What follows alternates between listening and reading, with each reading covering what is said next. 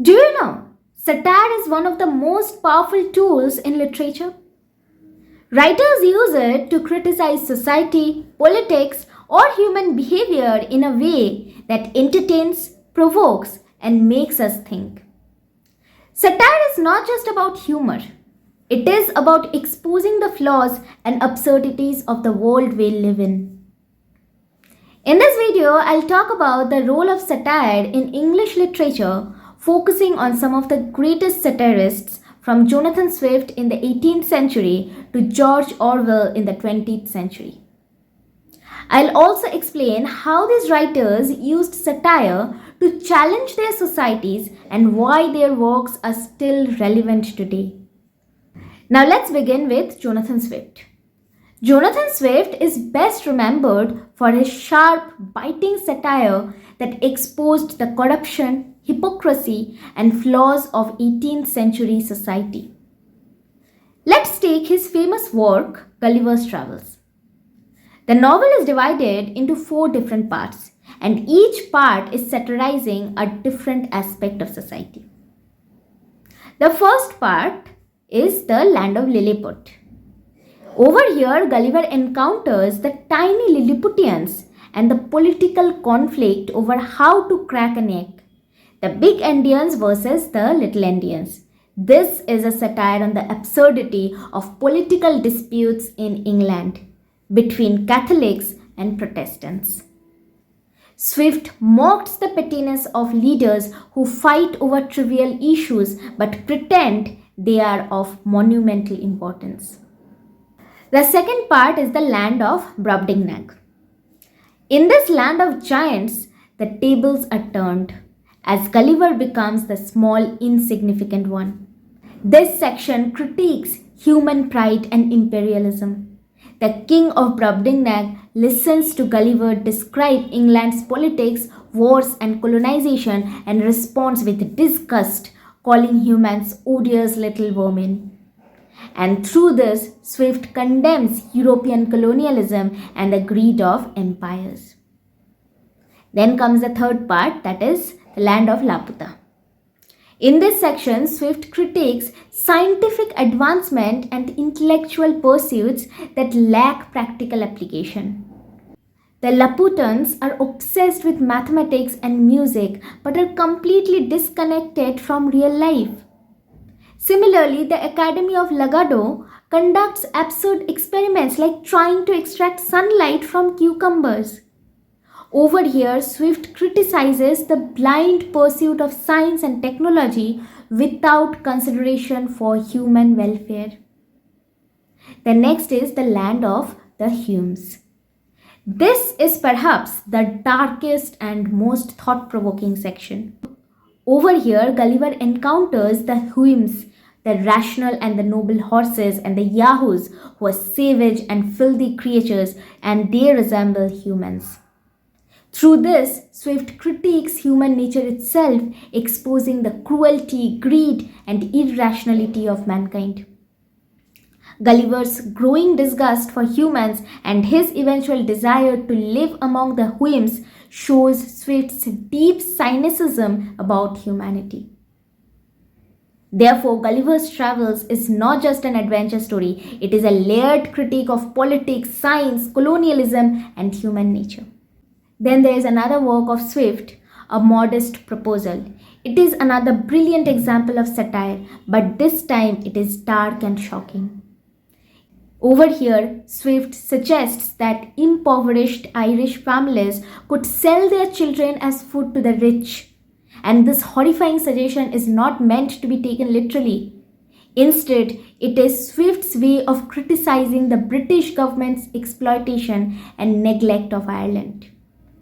By using this outrageous idea, Swift highlights the inhumanity of the ruling class who viewed the poor as mere resources.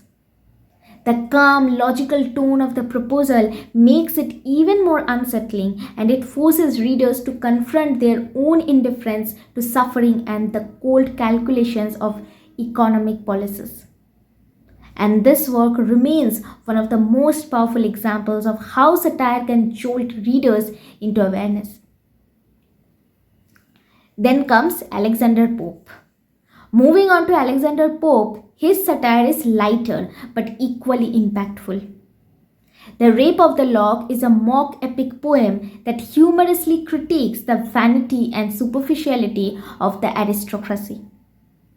And this poem is based on a real life incident where a young lord cut off a lock of hair from a lady without her permission, causing a huge social scandal.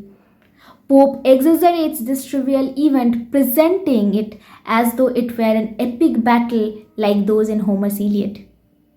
For example, the card game played by the characters is described like a grand war, and the stolen lock of hair is elevated to the level of a mythical object. Through this exaggeration, Pope mocks the upper class for giving importance to trivial matters while ignoring real life issues. At the same time, he criticizes how society places too much values on appearances and reputation. Then we move on to the Victorian society, and here we find Charles Dickens. In the Victorian era, satire took on a more social tone. Charles Dickens, who is one of the greatest novelists of the 19th century, used satire to critique the problems of industrialization, poverty, and inequality.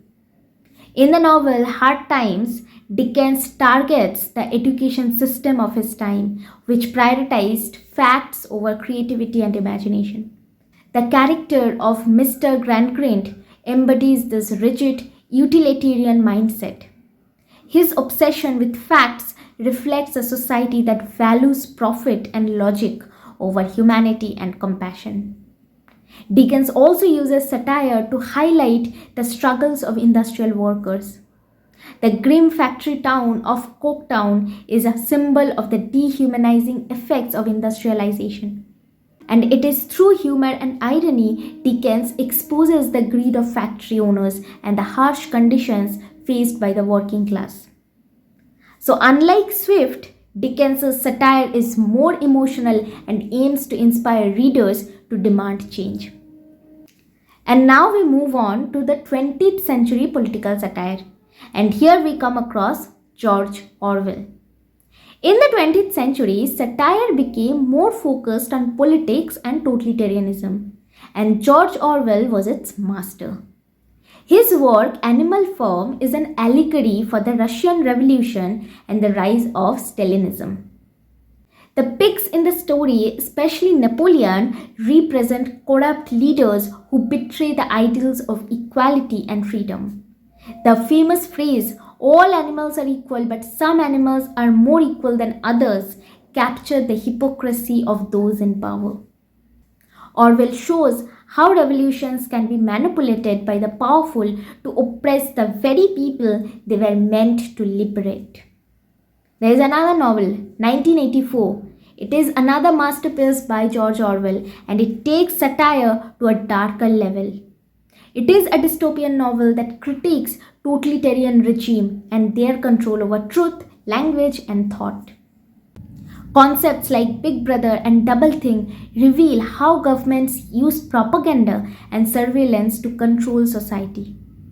Orwell's satire warns us about the dangers of losing our freedom and individuality in the faces of oppressive system. But why do you think that satire is important? Satire has always been a way for writers to challenge the powerful and expose injustice and inspire change. Whether it is Swift's dark humor, Pope's mock epic poetry, Dickens's social critique, or Orwell's political warning, satire holds a mirror to society and forces us to confront uncomfortable truth. It is a tool that is still relevant today, seen in modern comedy shows, political cartoons, and even internet memes. Satire reminds us to question the system and ideas that shape our world. Even today, satire remains a powerful tool. Think about modern satire in shows like The Daily Show or political cartoons.